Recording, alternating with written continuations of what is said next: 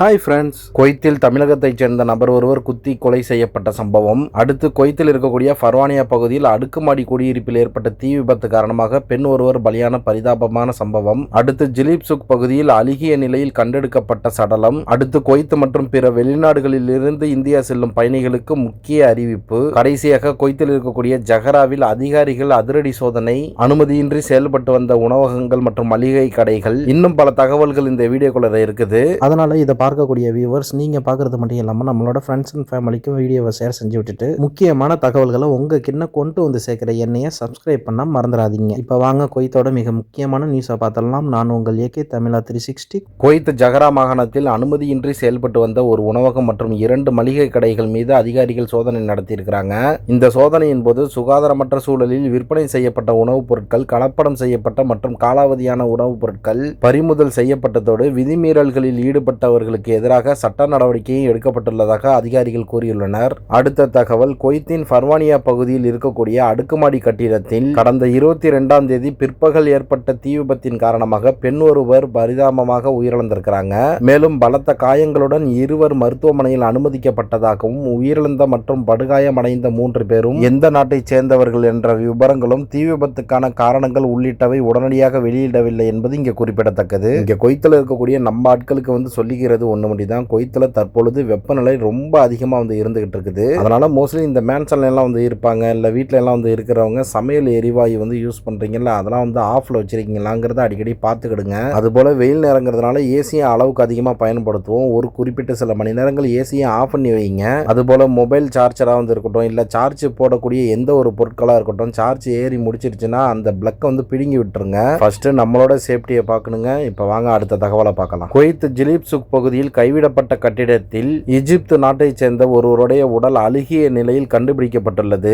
துர்நாற்றம் வீசியதாக கிடைத்த தகவலின் பேரில் போலீசார் சம்பவ இடத்திற்கு சென்று விசாரணை நடத்தினர். பின்னர் பிரேத பரிசோதனைக்காக மருத்துவமனைக்கு சடலத்தை அனுப்பி வைக்கப்பட்ட நிலையில் அடையாளம் மற்றும் மரணத்திற்கான காரணம் குறித்து விசாரணை தற்போது நடைபெற்று வருகிறது. இப்ப அடுத்த மிக முக்கிய தகவல், குவைத் மற்றும் வெளிநாடுகளில் இருந்து இந்தியாவிற்கு பயணம் செய்யக்கூடிய அனைத்து பயணிகளோட கவனத்திற்கும் இப்ப பாத்தீங்கன்னா ஆப்பிரிக்காவில் இருக்கக்கூடிய சில பகுதிகளில் எப்போலோ வைரஸ் பாதிப்பு பரவி வருவதை அடுத்து இந்திய அரசு புதிய பாதுகாப்பு வழிமுறைகளை அறிவித்துள்ளது. இதன்படி இந்தியாவிற்கு வரக்கூடிய அனைத்து சர்வதேச பயணிகளும் பயணம் தொடங்குவதற்கு முன்பாக எப்போலோ சுய விவர படிவத்தை ஆன்லைன்ல கட்டாயமாக பூர்த்தி செய்ய வேண்டும் என்று சொல்லியிருக்கிறாங்க.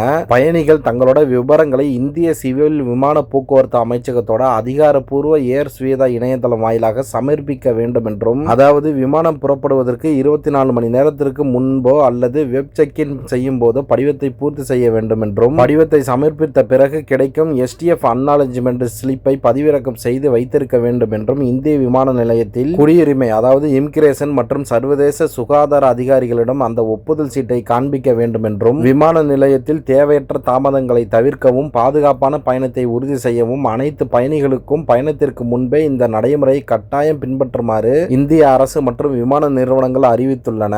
அதனால இந்த வீடியோ பார்க்குற நீங்க குவைத்துல இருந்து இல்லைன்னா மற்ற நாடுகள்ல இருந்து நீங்க ஊருக்கு போறீங்கன்னா இந்திய அரசாங்கம் சொன்ன மாதிரி அந்த படிவத்தை கையில் எடுத்துக்கிட்டு போங்க, அதுதான் நல்லது. இப்போ கடைசியான தகவலை பார்த்தீங்கன்னா, குவைத்தில் இருக்கக்கூடிய ஜிலிபல்சுக் பகுதியில் தமிழ்நாட்டின் திருவாரூர் மாவட்டம் மன்னார்குடி பகுதியைச் சேர்ந்த சங்கர் என்பவர் பலமுறை கத்தியால் குத்தி கொலை செய்யப்பட்டுள்ளார். பணப்பிரச்சனை காரணமாகவே கொலை நடந்ததாகவும் கொலையாளி தனது ஆரம்ப கட்ட வாக்குமூலத்தில் தெரிவித்துள்ளார். இந்த சம்பவத்தை பார்த்தீங்கன்னா வெள்ளிக்கிழமை அன்னைக்கு சாயந்தரம் நடந்திருக்குது. கொலை செய்தவனும் தமிழ்நாட்டை சேர்ந்த நபர் தான். ரூம்ல இருந்த மற்றொரு நபரையும் இவன் தாக்கியிருக்கான். தகவல் அறிந்து விரைந்து வந்த ஜிலிப்சுக் குற்ற புலனாய்வுத்துறை அதிகாரிகள் கொலையாளி உட்பட உடனிருந்த மற்றும் பலரையும் கைது செய்து விசாரணைக்காக காவல் நிலையம் அழைத்து சென்று விசாரணை நடத்தியிருக்கிறாங்க. கொலையாளியை தவிர்த்து மற்றவர்கள்லாம் விடுவிக்கவும் பட்டிருக்கிறாங்க. ஒரு நாட்டுக்கு வேலைக்கு வந்தோமா, சம்பாரிச்சோமா, ஊருக்கு போய் செட்டில் ஆகணுமான்னு சொல்லிட்டு இல்லாம ஏங்க இது மாதிரி பண பிரச்சனைகள்லாம் ஈடுபட்டு ஏன் கொடுக்கணும், வாங்கணும், எல்லாத்தையும் பொறுமையான முறையில தாங்க கையாளணும். இப்ப பாருங்க, சங்கருடைய மனைவி மற்றும் 2 குழந்தைகளும் இன்னைக்கு அனாதையாயிட்டாங்க. இறைவன் தான் அனைவருக்கும் பொறுமையை கொடுக்கணும். அடுத்த வீடியோவில் சந்திப்போம். ஓகே நண்பா, see you, bye.